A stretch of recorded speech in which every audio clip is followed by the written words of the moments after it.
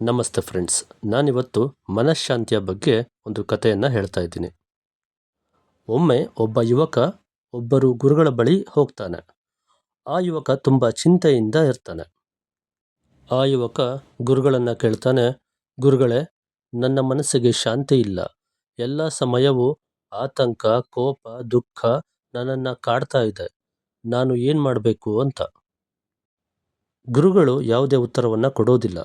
ಅವರು ಒಂದು ಗಾಜಿನ ಲೋಟವನ್ನು ತೆಗೆದುಕೊಂಡು ಅದರಲ್ಲಿ ನೀರನ್ನು ತುಂಬಿ ಅದಕ್ಕೆ ಒಂದು ಮುಷ್ಟಿ ಉಪ್ಪನ್ನು ಹಾಕ್ತಾರೆ. ನಂತರ ಅದನ್ನು ಕಲಕಿ ಆ ಯುವಕನಿಗೆ ಕುಡಿಯಲು ಕೊಡ್ತಾರೆ. ಇದನ್ನು ಕುಡಿ ಅಂತ. ಆಗ ಆ ಯುವಕ ಒಂದು ಸಿಪ್ ಕುಡಿದ ತಕ್ಷಣ ಮುಖ ಮುರಿತಾನೆ. ಬಹಳ ಉಪ್ಪಾಗಿದೆ, ಕುಡಿಯೋದಕ್ಕೆ ಸಾಧ್ಯ ಆಗ್ತಾ ಇಲ್ಲ ಅಂತ.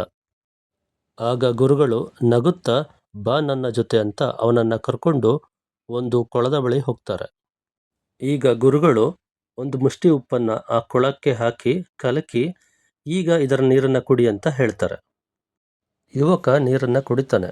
ಆಗ ಗುರುಗಳು ಹೇಗಿದೆ ರುಚಿ ಅಂತ ಕೇಳ್ತಾರೆ. ಆ ಯುವಕ ತುಂಬ ಚೆನ್ನಾಗಿದೆ ಅಂತ ಹೇಳ್ತಾನೆ.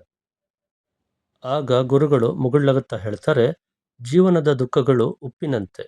ಅದರ ಪ್ರಮಾಣ ಬಹಳಷ್ಟು ಬಾರಿ ಒಂದೇ ಆಗಿರುತ್ತೆ.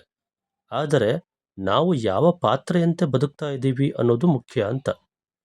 ಸಣ್ಣ ಗ್ಲಾಸಿನಂತೆ ಬದುಕಿದರೆ ಸ್ವಲ್ಪ ದುಃಖವು ಅಸಹನೀಯವಾಗುತ್ತೆ.